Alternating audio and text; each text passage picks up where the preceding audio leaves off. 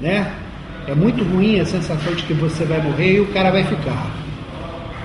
Né? Então eu não pensei 2 vezes, aí a adrenalina toda funciona e você funciona no sentido, primeiro, de preservar a tua vida e no sentido de realmente matar teu oponente. Não pensa que ninguém vai pensar em prender, não, porque é hipocrisia. Se você é baleado num confronto desse, você quer matar o cara. É guerra. É um instinto da vida, um instinto de preservação da vida. E você acha, naquele momento, que você está funcionando sob instinto, que você só resolve o problema matando o cara.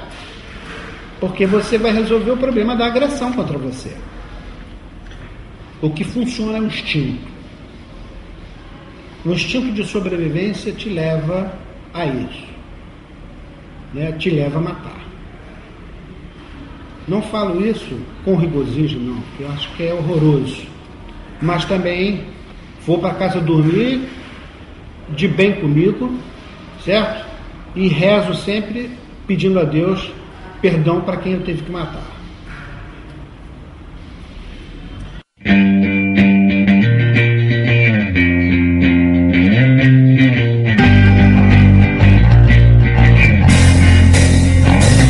Havia uma ilusão de que combater... Por que a ideia do combate é ruim? As palavras têm força, as palavras expressam práticas, expressam mentalidades. A palavra não é algo em vão. É a maneira como nós nos comunicamos e revelamos a nossa cultura, nossos valores, nossos níveis de tolerância e intolerância. Veja bem, ninguém está pedindo aqui para proibir a existência de carros blindados na polícia. Pelo contrário, nós queremos a proteção dos policiais. Seria um absurdo a polícia não ter carros blindados que a protejam. Não é essa a discussão. Nós não estamos discutindo isso. Nós estamos discutindo são formas operacionais inadequadas. Você usar o carro blindado não para se defender, mas para... E essa missão, além de burra no sentido da realidade social, correto? Ela destrói, ela vai corroendo ao longo do tempo o arrimo do lugar de polícia, que é o consentimento social, correto? Porque a polícia vai se tornando desacreditada, porque o crime permanece. É como se eu quisesse que a polícia acabasse com o pecado da humanidade. Um problema sério é essa banalização da violência, em que o resultado não é resolver o problema da criminalidade e violência, sim o cadáver como resultado. Isso é horrível, terrível. Ali na linha do trem mataram também. Qual essa aqui, esfaqueada? É. Amanda. É. Essa também, era outra piranha. Todas as festas que ela ia, cheirava, fumava, falava de bandido. Aí a senhora olha, a senhora olhar, a senhora olhar, as garotas bonitinhas. A Poliana era. Entendeu? Aí se mete o negócio. 16 anos. 16 anos, linda, corpo lindo, mó cabelão. Morreu assim. Preciso, como cidadão, cada um de nós, acreditar de que a polícia é uma alternativa superior, é uma resposta superior, que o Estado é uma resposta superior para mediar os meus conflitos, que agora não está valendo mais, e nós não aceitamos, que eu resolvo o meu problema com ela, predando ela e ela me predando, correto? Que isso é intolerável.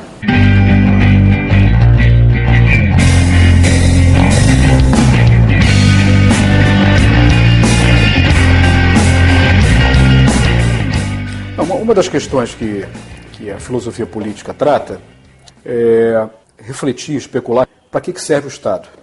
O que nos leva a obedecer? Quer dizer, o que fundamenta a obediência política, a obediência civil? O que fundamenta exatamente a ideia de que é necessário a existência de um conjunto de regras que introduzam na vida social mínimo de previsibilidade, de segurança, de certeza, né? Do contrário, teríamos um cenário no qual as ameaças presentes na interação entre os seres humanos seriam tão fortes que a possibilidade da morte violenta se abateria sobre as pessoas, transformando o agregado humano num agregado absolutamente apavorado, temente. Arrancaram a cabeça dele, os antebraços, a cabeça cortaram todos. Ah, foi ele que botaram a cabeça dele. Aí botaram a cabeça dele, botaram linhas, exigiam para botar ali, mas botaram, trouxeram só a cabeça. Aí sabe o que aconteceu com os caras que fez isso, não sabe? Sabe o que aconteceu com os caras que fez isso? Tem mãe aí procurando os filhos até hoje.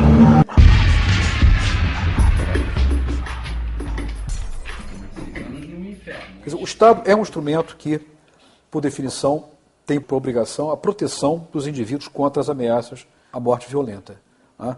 Isso aparece de uma maneira muito clara na filosofia política de Hobbes, Isso explica, portanto, a necessidade imperiosa do Estado deter nas suas mãos o monopólio do uso legítimo de toda a força física na sociedade. A dispersão do uso da força física por parte de muitos agentes, sem que o uso da força física tenha base legal, tenha algum tipo de controle, dispersa pela sociedade possibilidades múltiplas de produção de morte violenta. Esse é um dos desafios fundamentais do Estado moderno, do Estado contemporâneo. Na verdade, é uma proposição do Hobbes muito antiga, mas ela é cheia de atualidade, tem uma capacidade de interpelação ainda muito forte, sobretudo em cenários como o cenário brasileiro, no qual a vida das pessoas ela está muito longe de ser resguardada da ameaça da chamada morte violenta. Você sequestrou e ajudou a matar o macaco? Sabia que eles eram integrantes de grupo de extermínio? Nunca ouviu falar disso? Não conhecia. Bom, eu leio isso no jornal. Você nunca ouviu falar de você integrante de grupo de extermínio? Eu conhecia. Quer dizer, não se trata de medo da morte, porque a morte é trivial, vai acontecer para todos os seres humanos. Trata-se da pior das mortes, que é a morte violenta, porque ela é dolorosa, ela é, por definição, prematura, ela vem antes do tempo, né? E ela está associada aos circuitos de violência, ela está associada à falência do Estado, ela está associada à desassistência, né? Está associada, enfim, a todos os circuitos de criminalidade e de violência praticados tanto por agentes públicos como por agentes privados. Um fato que aconteceu recente, agora, 40 minutos atrás, nós estávamos aqui dentro da comunidade, a polícia entrou e foi baleada uma criança de 3 anos de idade, no confronto com o traficante. A gente não pode também querer julgar, mas a gente não sabe quem deu o tiro. Não estou aqui para meter crítica em ninguém. Mas o fato que aconteceu que uma criança de 3 anos acabou de falecer mediante esse tiroteio, a gente não sabe quem matou. A gente acha que isso não deveria acontecer. Hoje, dia de eleição, então um confronto desse é complicado. Hoje a mãe está chorando ali. Amanhã pode ser eu que estou chorando com a minha filha. Mas à medida que a gente ingressa na favela e não respeita aqueles direitos fundamentais do cidadão, nós também passamos a ser desrespeitados. E geralmente a polícia militar, quando ingressa na favela, ela ingressa com medo.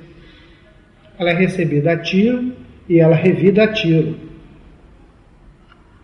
O que torna muito complexo esse relacionamento. Então, por exemplo, em comunidades onde você tem um alto nível de resistência social à polícia em função de memórias negativas construídas por violências e violações, é previsível esperar uma baixa cooperação. A polícia ali é percebida como uma tropa de invasão, estrangeira em seu próprio território. E se eu quero fazer um planejamento para uma ação policial qualificada que seja capaz de reverter este cenário e agregar credibilidade à polícia, entendendo credibilidade como a possibilidade de maximização da eficácia, da eficiência da ação policial, a baixo custo sempre, é preciso considerar esta variável. Então, por exemplo, um caso concreto, o Complexo do Alemão. A experiência de encontros entre as polícias e os moradores do Alemão são encontros infelizes.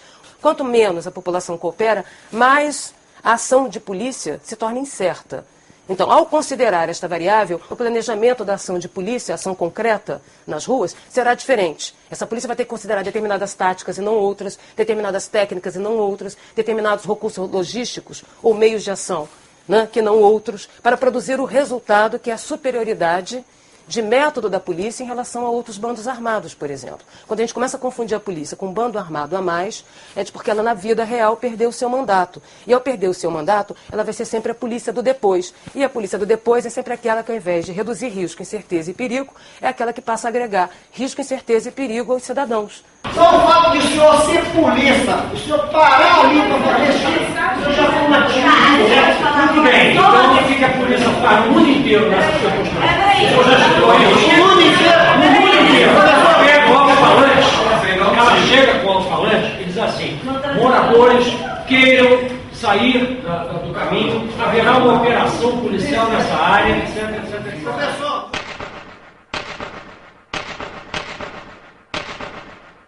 Errar é inerente a qualquer trabalho, o problema não é errar, o problema não é cometer um equívoco, o problema é você ter uma lógica institucional que favoreça a prevalência de práticas violentas e práticas corruptas.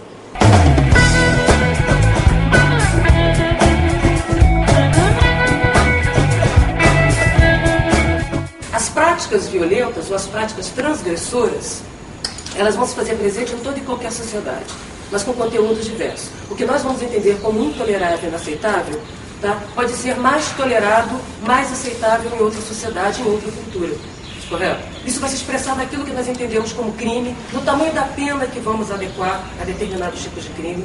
Correto? Durante muito tempo no Brasil, o crime de honra era tolerável, era aceito como legítimo. Então, matar uma mulher em nome de um adultério, conta de um adultério, criminalização disso, né, do adúltero ou da adúltera, era tolerável, porque a nossa relação de gênero era desigual. Correto? As mulheres foram adquirir direitos civis tardiamente, com Getúlio Vargas votando, tá certo?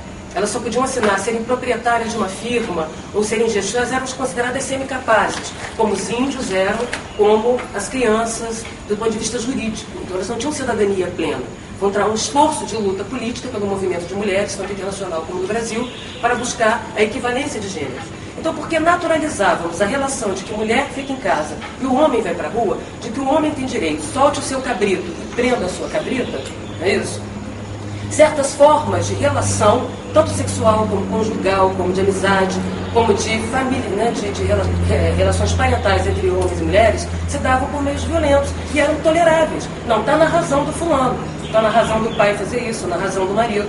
Né? Isso hoje é muito menos tolerado por nós. Se expressa como? Na conquista dos nossos direitos, correto? Né? Na década de 50 ainda, década de 40, década de 50, as mulheres que usavam calça comprida, elas estavam quase que com carimbo, né, o quê? De prostitutas, de devassas, de não serem mulheres honestas.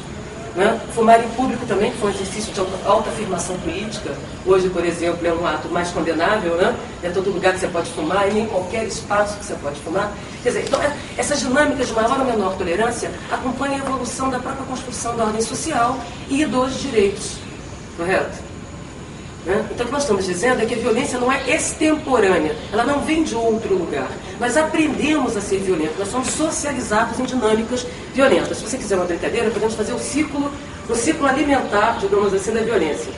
Tá? Marcílio, meu esposo, chega em casa, puto da vida, porque o chefe dele, né, naquele dia que estava, né, amanheceu de olho virado, como a gente diz, resolveu descontar tudo no Marcílio. Humilhou o Marcílio. Essa relação de que você é um subordinado hierárquico, mas está exposto à humilhação, tem a ver com uma sociedade hierarquizada. Né? Onde o indivíduo, por ser um subordinado funcional, ele pode ser pisado, tal como um servo, tal como um escravo. Correto? Ele chega em casa puto da vida, entendeu? Dá de cara comigo, eu lá fazendo a comida, que merda de comida é essa, Jaqueline? Tá pensando que eu dou uns duro na roupa, chegar aqui contra esse bife, sala de salada, esse arroz queimado. Entendeu? Isso ele está lá, correto? Isso a gente aprende a fazer assim com a mão para baixo e aprende a baixar a cabeça quando olhamos para cima. Isso é socializado. E essas práticas de socialização nós vamos transformando na história em razão do quê? Do nosso protesto, da nossa contestação. Por isso, a ordem social tem permanente transformação. Razão pela qual ela não pode ser mantida, ela só pode ser preservada a partir do quê?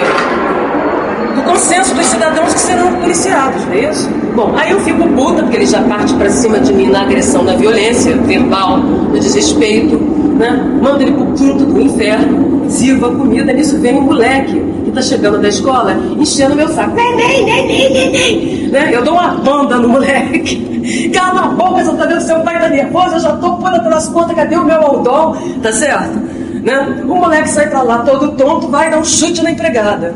Né? Vai lá pedir alguma coisa que empregada é inferior, olha a hierarquia. Uma cadeia. Isso, tô brincando, mas isso é uma caricatura, não se deve levar, né? Apenas pra gente, porque os exemplos engraçados nos ajudam, como diria Weber, quanto mais a gente exagera a realidade, né, para fins conceituais, melhor a gente pode precisar as propriedades, aspas, químicas ou as propriedades intrínsecas de um determinado fenômeno. Ele fica puto, vai lá, chuta a empregada, né? Porque a empregada está ali para servir. Portanto, não é para fazer valer seus direitos totalmente, mas só tem deveres. A empregada puta, entendeu? Porque também sofreu, vai lá dar um chute no cachorro. O cachorro sai de banda também, atravessa o corredor, né, do apartamento e morde o filho do vizinho. Correto? É assim. Então, o que nós estamos dizendo? Que o processo da violência, ele é culturalmente constituído. Né? No Brasil, por exemplo, nós ainda temos duas éticas. A ética igualitária do Brasil moderno e ainda os elementos sobreviventes do passado centrados na figura da pessoa. Ora, nós colocamos, né, como diria D'Amato, ou como o próprio Kant explora, nós fazemos com que os mecanismos da casa, das relações pessoais, invadam o mundo público, que deveria ser impessoal, razão pela qual, vez por outra, nós temos uma espécie de elasticidade ética, que nós podemos observar nos políticos, nos atores, em algumas autoridades.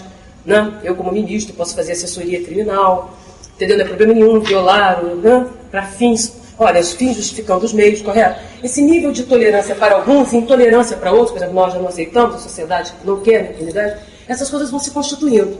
A ideia é que a gente não possa pensar que a violência, por exemplo, os animais não são violentos. O fato de eu ver, correto, um leopardo, né, destruindo um antílope, eu não posso atribuir aquilo a um ato de violência. Isso é um olhar cultural meu sobre aquele mundo. Por quê? Porque ele não tem a intenção de predar. Aquele antílope, eu preciso predar aquele antílope. Na verdade, eu tenho uma antipatia, eu odeio aquele, eu tenho preconceito. Não! Ele vai comer aquele antílope, um conjunto de antílopes, ele vai pegar um. Ele tem uma perseguição intencional, não é um homicídio intencional, não tem a ordem da vontade, gente. Tá? Então, na medida em que ele saciou o apetite dele, ele não vai sair predando os demais. Correto? A cobra acabou de comer um bezerro. Nem espere que ela vai sair comendo todos os bezerros que ela passa pela frente. Tá? E muitas das vezes ela vai reagir à sua... Né? Então, as práticas que nós olhamos animais, os animais são tão violentos como nós, né? Algumas primatas aí sim têm alguns comportamentos mais intencionais. O fato é que nós não observamos essa intencionalidade. Isso é aprendido, socializado. Porque eu sou desrespeitado, porque eu sou violado, porque eu aprendo a violar, correto? Então, né? Então, o processo pedagógico de construção dos vínculos sociais é dizer, então, que a violência não é externa nem é exterior, e que os padrões de violência, eles variam em sociedades como nós, nossas sociedades marcadas por forte desigualdade, por um processo autoritário de consolidação do poder ou do Estado, por um processo discriminatório, né, em relação ao mercado da cidadania, né, faz com que as relações sociais políticas no Brasil ainda sejam pontuadas pela violência, tá? Para um certo autoritarismo. Né? Você sabe com quem está falando? Quem indicou você? Quem te convidou nessa festa? Entendeu? A ideia de produzir privilégios e tal, muitas das vezes sobrepondo aos mecanismos universais igualitários expressos na lei, na Constituição. Correto? Então, o processo de consolidação democrática, como já se diz, ele é um processo. E nós vamos, esse é um aprendizado. Por exemplo, há 30 anos atrás era impensável isso aqui. Esse assunto de segurança pública e polícia era um assunto de Estado. O cidadão não mete o bedelho, e nem a polícia mete o bedelho. Cabe à polícia obedecer e cumprir, porque os assuntos de polícia também não pertencem à polícia. Pertence ao governante, ao Estado, que vai usar a polícia para seus fins particulares. Não cabe à polícia pensar, cabe à polícia executar. Não cabe à polícia ser senhora do seu conhecimento, correto? Ou os atores, né, os agentes da segurança pública. Cabe a eles executar. É uma massa de manobra para fazer um serviço, sujo ou não, que eu estou deliberando. Tá? Então, esses processos, eles vão marcando cada sociedade, cada grupo social. Tá? Então, nossos padrões, por exemplo, nós somos uma sociedade em que os padrões domésticos, né, de violência doméstica, de gênero, intrafamiliar, ou a violência interpessoal, ele é muito forte nas relações. Né? Então, por exemplo, quando eu chego na casa e vídeo, né, tem ali um fulano trabalhando, eu já deduzo que ele é inferior. Né, porque eu sou professora, eu tenho um diploma, não é isso? Então, se o indivíduo demora para me atender, eu já parto para cima dele, está pensando o quê? Não é isso? Agora, a gente aprende a falar com autoridade.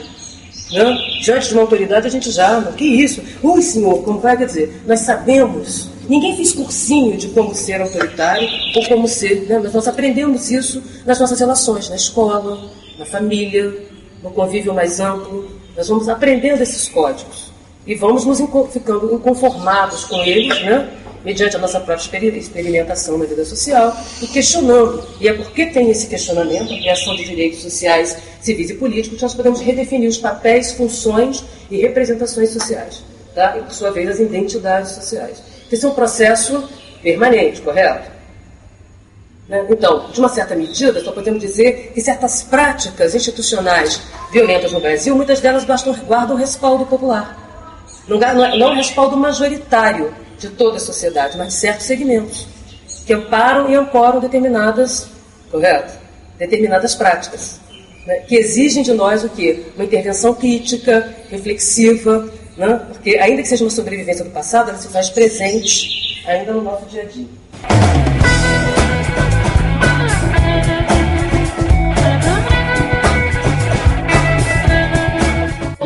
É ter discutido a forma de exercício do poder, porque a forma anterior ela não dá mais conta da realidade.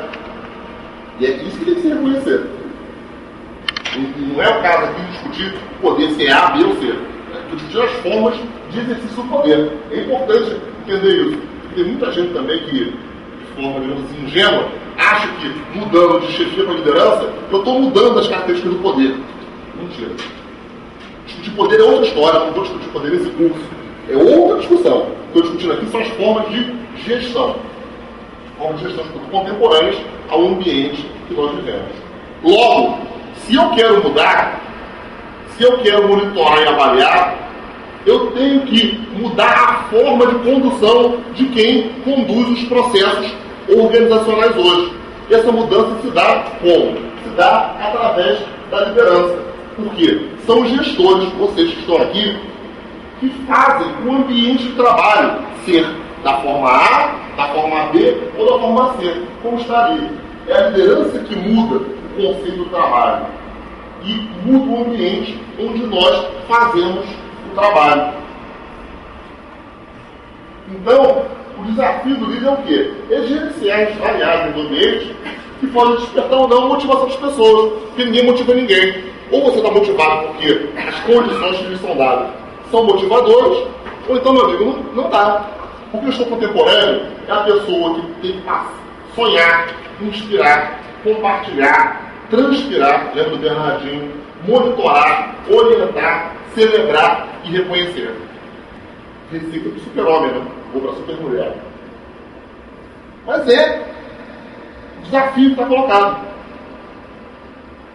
O gestor do século XXI é o cara que exerce poder dessa maneira. Porque ele sonha, ele acredita no que ele faz. Ele inspira porque ele é referência. Pô, aquela pessoa lá, aquela mulher ou aquele cara, ele é federal. O cara realmente arrebenta. Ele compartilha. Ele transpira. Ele não manda fazer não, ele faz junto. Ele monitora. Porque cabe a ele a responsabilidade. Aí ele foi delegado no exercício do poder. Ele orienta. Porque ele é, afinal de contas, é o líder. Ele celebra. Por quê? Porque cada vitória cotidiana é uma vitória importante para levar a moral do grupo. E ele reconhece quem fez bem e quem fez mal. É uma nova forma de exercício do poder. Não dá mais para tratar as pessoas em caixinhas. A era do racionalismo, do cartesiano, acabou. Agora, ela tem uma outra lógica, que é uma lógica da complexidade, que é a lógica do ser humano, já que a base de produção do novo tempo é o conhecimento. E a produção do conhecimento, como nós vimos, ela é alguma coisa complexa. Logo, se eu quero transformar, se eu quero avaliar, se eu quero monitorar as instituições hoje, eu tenho que estar em sintonia com a maneira como as pessoas fazem isso hoje. E para fazer isso hoje, eu tenho que falar de sentimentos, de emoções. Porque as pessoas não são números. Eu não posso tratá-las de forma burocrática. Eu tenho que tratá-las de forma integral. Monitoramento e avaliação faz parte, na minha disciplina, da ideia de controle, né, e de criação de índices de qualidade e produtividade em políticas públicas. Portanto, o approach, a abordagem, é o approach, a abordagem das políticas públicas.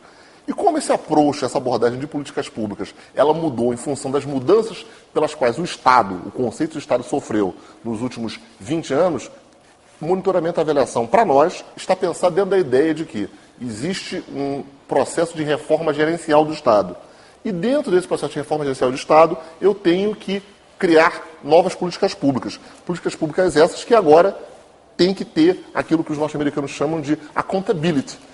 Você não pode simplesmente mais fazer política pública por fazer política pública sem dar e prestar contas à sociedade. Ao contrário, em função da crise do estado de bem-estar social, em função do movimento da globalização, em função do processo de redução do Estado, que gerou o movimento mundial de reforma gerencial do Estado, agora as políticas públicas têm que prestar contas, portanto, elas têm que ser mais eficientes, até porque os recursos, as verbas ficam escassas, e para que você possa lutar por mais verbas, para que você possa se legitimar diante da sociedade, que ganha um peso muito maior nesse novo cenário, você precisa ter esses instrumentos. Então, o monitoramento e a avaliação deixam de ser um instrumento de controle e passam a ser um instrumento de auxílio para que, no caso concreto, as instituições de produção de segurança pública possam, diante da sociedade e diante do Poder Executivo, reivindicar recursos para cumprir bem a sua missão.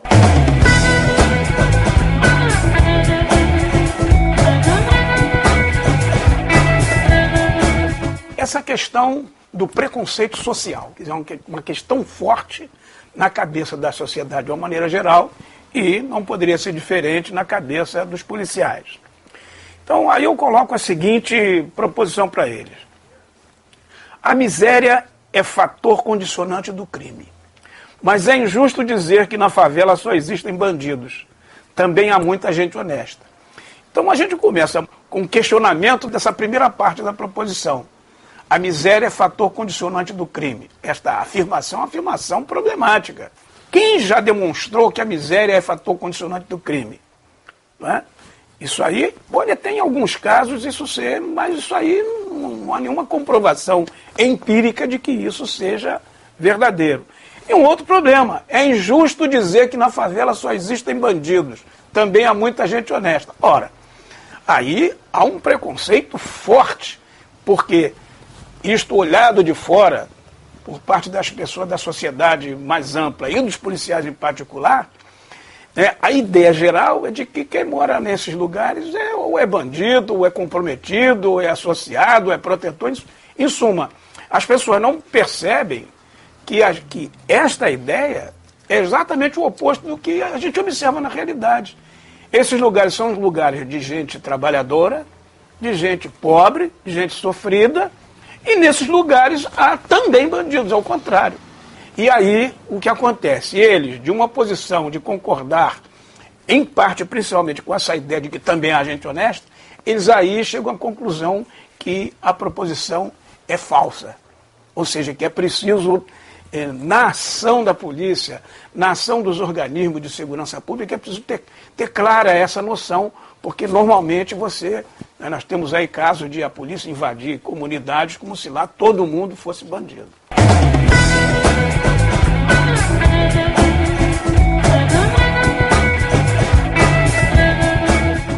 Agora eu vou tentar colocar aqui para vocês a questão dos filtros raciais que orientam a prática. Coisas que é uma literatura enorme nos Estados Unidos, que eu vou tentar tomar todo um cuidado quando for falar disso aqui para vocês, porque na literatura norte-americana se fala racial profiling, ou seja, seria uma espécie de filtragem racial, né? Isso foi colocado nos Estados Unidos porque a questão racial é muito mais abertamente colocada lá, né? E se originou praticamente dos estudos sobre policiais que paravam veículos em rodovias norte-americanas, né? Que aí sim você tinha um verdadeiro filtro racial sobre os negros norte-americanos nessas rodovias. Isso é uma questão que tem sido discutida não só nos Estados Unidos, mas tem proliferado por uma série de países, né? Quem lê um pouquinho de inglês, tem uma organização norte-americana que tem trabalhado com isso em países da Europa Oriental, europeus, africanos, etc., que é o Open Society Justice Initiative, que eles têm várias pesquisas em vários lugares do mundo, mostrando como isso não é um privilégio da polícia brasileira, né? Nem de nenhuma outra polícia do mundo, né? É uma coisa razoavelmente disseminada. Inclusive, onde eu fui estudar, que é o Canadá, onde eu fiz a minha pesquisa com as polícias de lá, demorou um tempo para descobrir quem que era o objeto da filtragem da polícia canadense, mas finalmente eu descobri que são os grupos indígenas, né?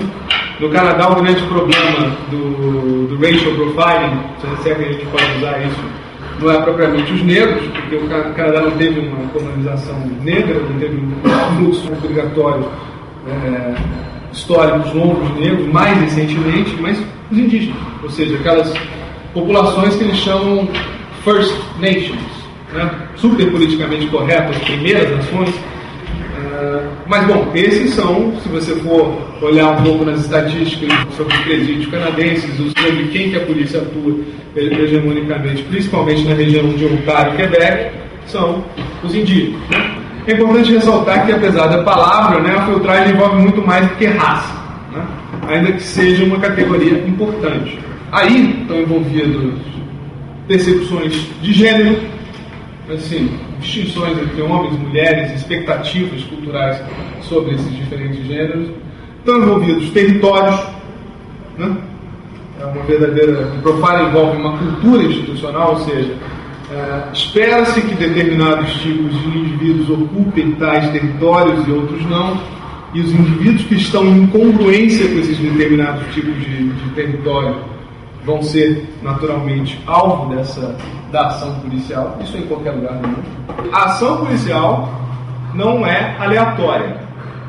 Ela é específica. Ela se atém sobre determinados tipos de sujeitos. Então é uma questão básica da criminologia, que os policiais acreditam que sejam pessoas que têm uma tendência maior à criminalidade. Isso tem um lado de verdade e tem um lado de preconceito. O problema do racismo, assim como eu falei na campanha lá do Kennedy, onde você guarda o seu racismo, né, dentro das próprias polícias, passa por um primeiro momento de aceitar que o problema existe. Porque eu não estou falando que é o seu caso, nem que é o caso do colega ali, mas vocês sabem que tem muita gente que fala que simplesmente isso não existe. Existe.